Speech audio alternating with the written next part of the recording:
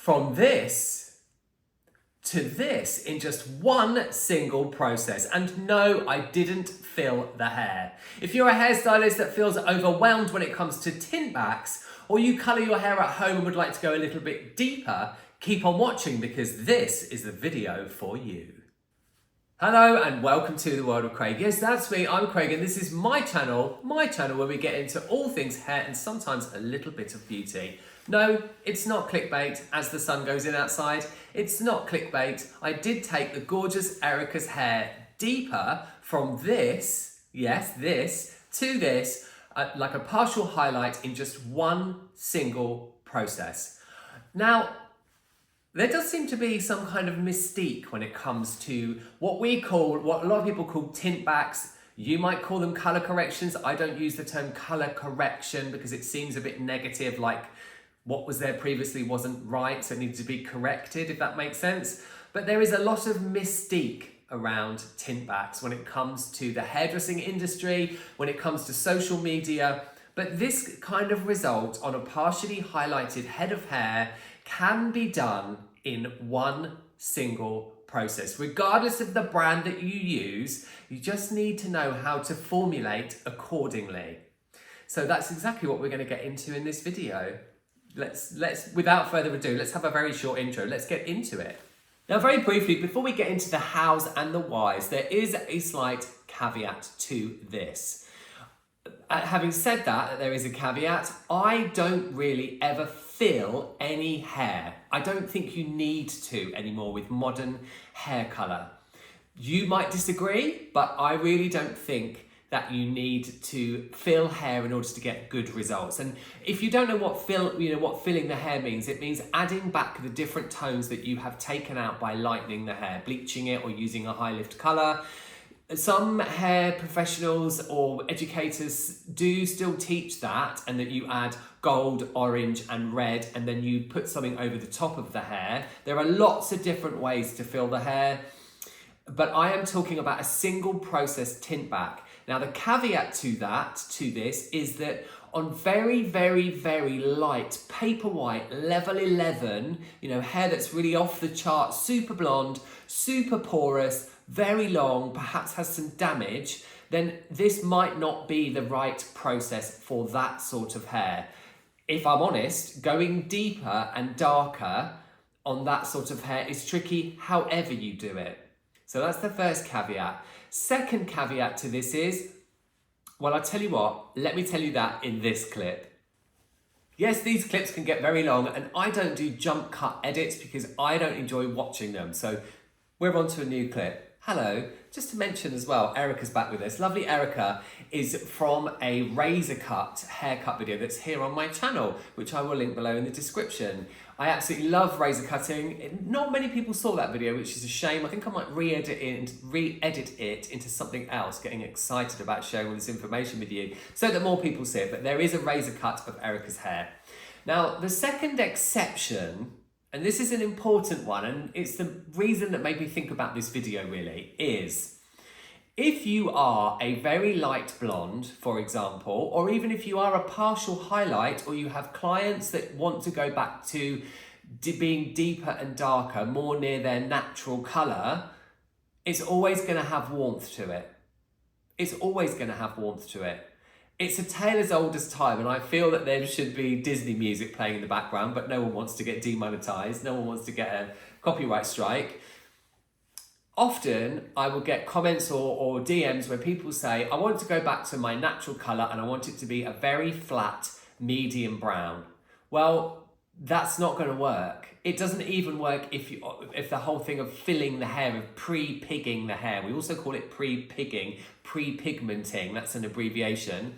But the result is always going to be slightly warmer than a very flat, kind of dirty blonde. You just can't really recreate that without it looking perhaps too flat and too drab. So that's something that if you're a hair pro, you need to have that conversation with your client to manage their expectations and make sure they understand that the result is going to be slightly warm. This isn't desperately warm, but there is warmth in this. And that's the principle of me teaching you, sharing with you this method of doing a tint back that takes a lot of the stress and the pressure out, to be honest. and gives you great results, as Erica has. But if you're doing your hair at home, you need to understand that, you know, if you use a warmer formula, that's tricky to say. If you use a warmer formula, then you are going to have warmth in the hair.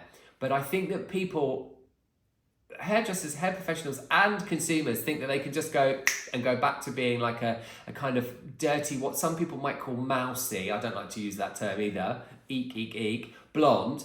But there's always going to be warmth in the hair. So we've got that through. This, what I'm going to talk about now, perhaps isn't the best thing to do on a very light canvas that's very porous. And it also doesn't really, it's not really to be considered if someone says, I want my hair to be super flat, but then really any kind of tint back isn't to be considered if somebody says that. Right, let's get on to the principles.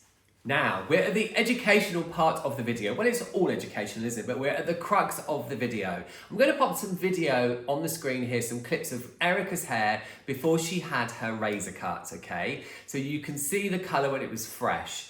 And this is super simple. So the main bulk of this video is really simple. The principle is that your formula must have gold and warm gold in it.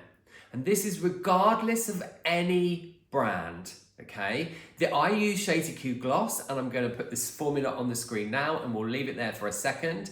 This is one of my kind of go-to base formulas for a tint back on partially highlighted, partially balayaged hair, okay?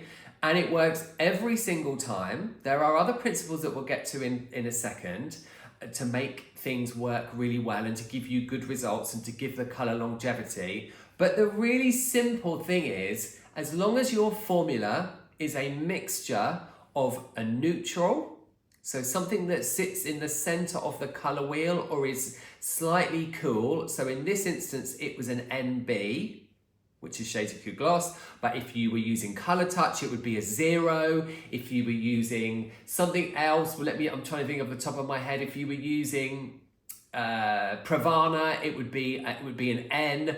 So, you know, whatever it is, and this is demi-permanent color, I wouldn't do this process with a permanent hair color. I just would never use a permanent hair color to do a tint back anyway, because if you have a client that is blonde or your own hair at home and you then make yourself darker and then you want to go lighter again over time, it's tricky. So I know that some people will use permanent colour to do tint backs and to recolour hair and to do what they might call a colour correction, but I always use a demi-permanent colour. So first of all, your formula has to have an N in it, but if you used N on its own, it would be too flat and too drab.